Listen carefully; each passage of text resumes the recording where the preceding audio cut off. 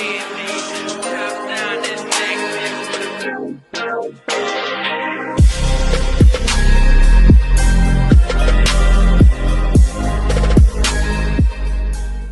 afternoon. You joined me on a wet day in the middle of Kent. Today we have got somewhere over there. We're going to take out the stock airbox, all of this, take off the MAF, take off the airbox that covers all your engine, and replace it with an oversized Ramair, cheap nasty, but it will make do induction kit. So there he is. Hiya. Let's get into it, start taking off this old airbox. You've seen me take off a million times, so we're not going to record it, but let's get it done. The airbox off. There's just two little T25 screws on the back of there. You need to get this 90 off the back down there. There's a big old clip down there that goes onto the back of the turbo housing, and that's pretty much as simple as that. And we can start putting it all together. So after you've got your airbox out, you take the two little rubber bushings off.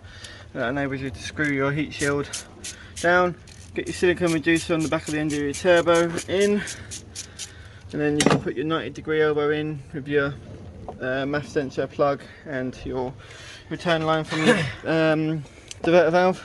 Yes indeed. Slide that in down there, boy. You get in there then, that's in. Here we go. Slide that in there.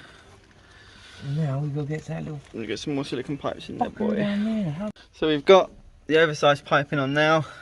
Got these little gasket things going around there and around so we don't there. damage any pipes. So we don't split any pipes because they're sharp metal, you know. So this that goes on there. goes in here. Goes underneath Goes there. underneath. You need to put one on there. No? It's a battery one. Yeah, fuck that. But yeah, you just got to get all your piping on. All of those are tight. All of those are tight. Got to take that cap off and put that pipe on there. Brother. Let's get it in. The end of the intake is in there. Just sits in there nicely with the heat shield all in there. Once you figure out how to get it in there, it's quite easy. There is not a lot of clearance between the fan and the actual heating shield itself, but it should be fine, hopefully. Just finishing off putting the piping in here.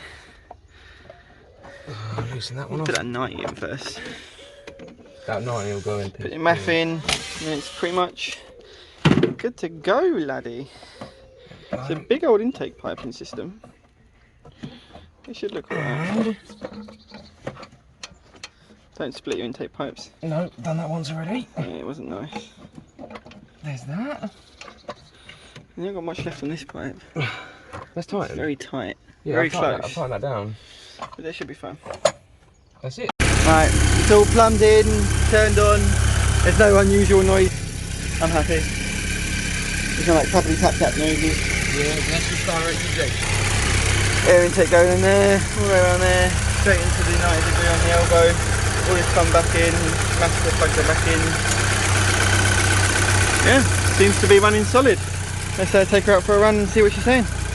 Hopefully we get a little bit more turbo spoolie noises with this, but I don't know, we'll have a look.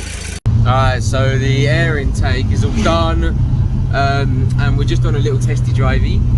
And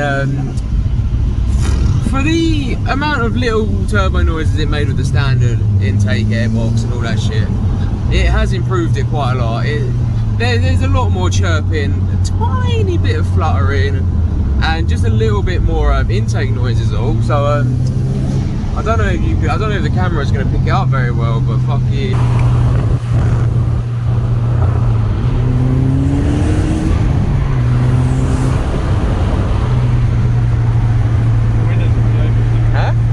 Windows open, it's not going to hear it. I know. Do the windows up. See what it sounds like inside the cabin. Chippy.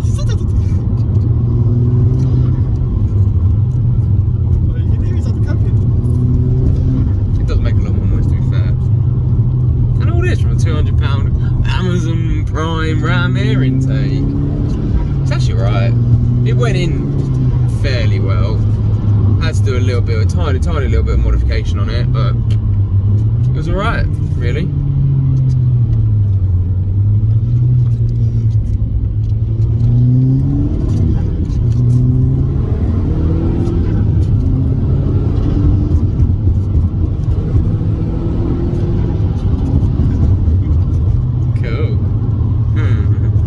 my car's being released soon, so hold up for that.